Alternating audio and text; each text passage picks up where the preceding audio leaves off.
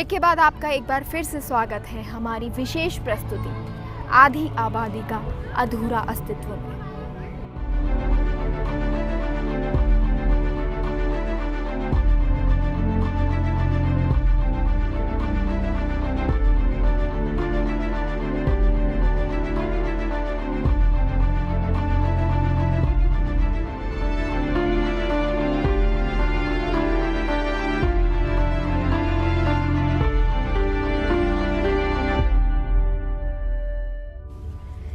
कहते हैं जो चिराग आंधियों से लड़ते हैं वो इतिहास के पन्नों में युगों तक जगमगाते हैं। ऐसे ही कुछ चिराग हैं जिनके संघर्ष की कहानी उनकी सांसों के साथ शुरू हुई और उनके जज्बे ने देश के मस्तक पर अपनी कामयाबी का तिलक लगा दिया।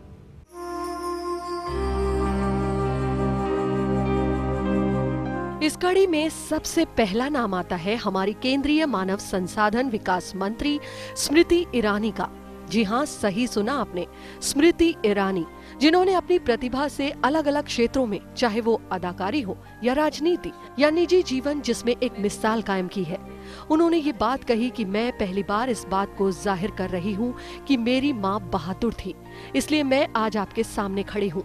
जब मैं पैदा हुई, किसी ने मेरी माँ को इशारा किया कि बेटी तो बोझ होती है, इसलिए इसे मार दो।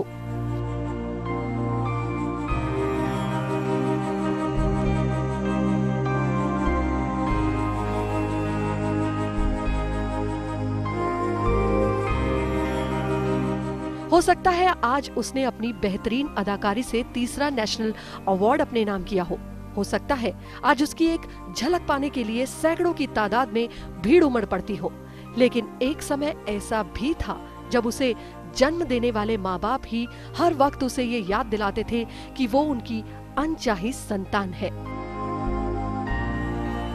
जी हाँ, कंगना रनौत, जिन्होंने आज भले ही अपनी बेहतरीन अदाकारी से सभी को अपना मुरीद बना लिया हो, लेकिन उन्होंने ये बात मानी है कि उनकी बहन रंगोली से पहले उनका एक भाई था जो 10 दिन ही जिंदा रहा, लेकिन उस बच्चे की चाहत से कंगना के माँ बाप उबर नहीं पाए और जब कंगना का जन्म हुआ तो उन्हें हर वक्त ये याद दिलाया जाता था कि वो उनकी अनचाही संतान है।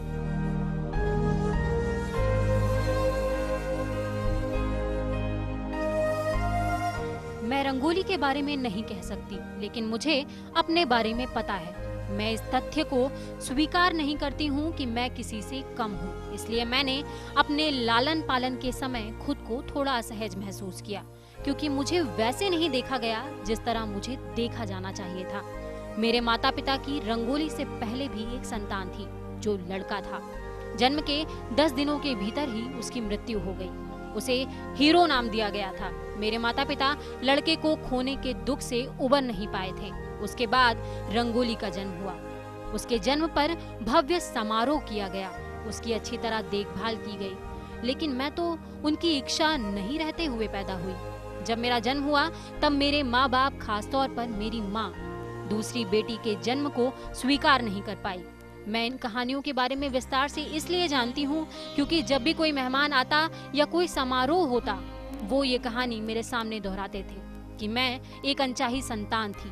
ऐसे माहौल में रहना बहुत कठिन होता है जहाँ आपको बार बार याद दिलाया जाता है कि आप एक अनचाही संतान थी।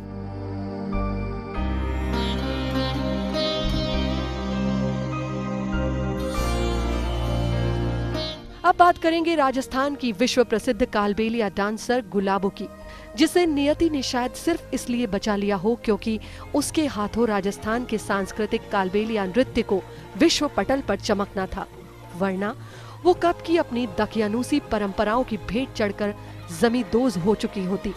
जी हाँ, सही सुना आपके कानों ने। जब गुलाबो का जन्म हुआ तो उसकी समुदाय की परंपरा के अनुसार उसे जन्म लेते ही महिलाओं ने जमीन में जिंदा गाड़ दिया था, सिर्फ इसलिए क्योंकि वो लड़की थी। लेकिन शायद उसके हिस्से में अभी बहुत कुछ ऐसा था जो उसकी सांसों के साथ खत्म नहीं होना था, इसलिए उसकी माँ ने उस गाड़ दी बच्ची को निकाल लिया और समाज से जूझकर इसी बच्ची ने अपने समुदाय को राजस्थान का सिरमौर बना दिया।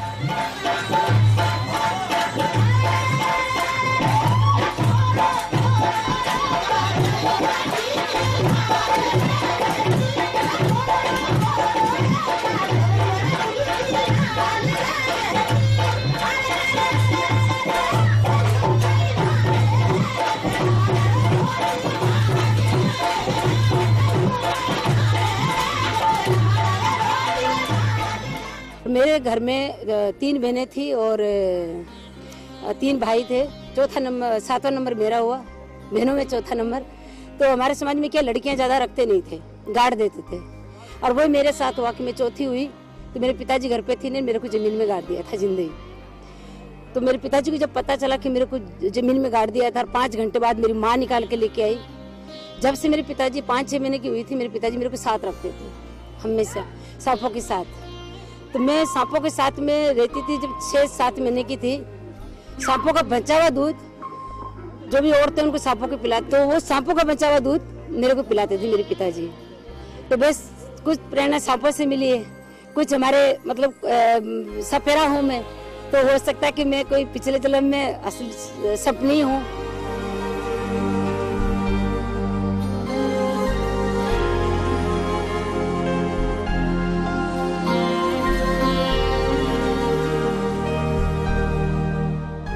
ये सिर्फ कहानियां नहीं बल्कि समाज की वो हकीकत है जिससे हम हर बार मुंह चुरा लेते हैं।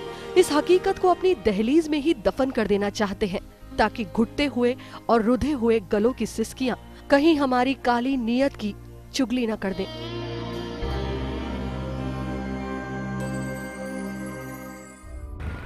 अब आप सोच रहे होंगे कि हम किस तरह के देश में रहते हैं जहां सरकार बेटियों को बचाने के लिए कोई भी ठोस कदम नहीं उठा रही है। आपका सोचना भी गलत नहीं है। जब स्थिति इतनी भयानक हो तो कोई ना कोई कदम सही दिशा में उठाए जाने चाहिए। तो चलिए आपका ये भ्रम भी दूर किए देते हैं।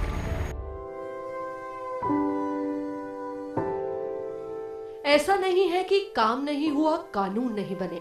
सरकार ने भी लगातार अपने देश की बेटियों को बचाने के लिए पहल की और कानून भी बनाए। तो आइए जानते हैं कन्या भ्रूण हत्या से जुड़े कानूनों के बारे में। प्रसवार्थ निदान तकनीकी अधिनियम 1994, लिंग की जांच और उसकी हत्या के खिलाफ कानून, गर्भ में पल रहे बच्चे की लिंग की जांच करना या करवाना, शब्दों या इशारों से गर्भ में पल रहे बच्चे के लिंग के बारे में बताना या पता करना, गर्भ में पल रहे बच्चे के लिंग की जांच कराने का विज्ञापन देना, गर्भवती महिला को उसके गर्भ में पल रहे बच्चे के लिंग के बारे में जानने के लिए उकसाना, कोई व्यक्ति रजिस्ट्रेशन करवाए बिना प्रसव पूर्व निदान तकनीक अर्थात अल्ट्रासाउंड इत्यादि मशीनों का इस्तेमाल करे। जांच केंद्र के मुख्य स्थान पर यह लिखवाना अनिवार्य है कि यहाँ पर भ्रूण के लिंग की जांच नहीं की जाती। कोई भी व्यक्ति अपने घर पर भ्रूण के लिंग की जांच के लिए किसी भी तकनीक का प्रयोग नहीं करेगा। गर्भवती महिला को उसके परिजनों या अन्य के द्वारा लिंग जांचने के लिए प्रेरित करना। कानून का उल्लंघन करने पर सजा। पहली बार कानून का उल्लंघन करने पर 3 साल की कैद और 50,000 रुपए का जुर्माना हो सकता है।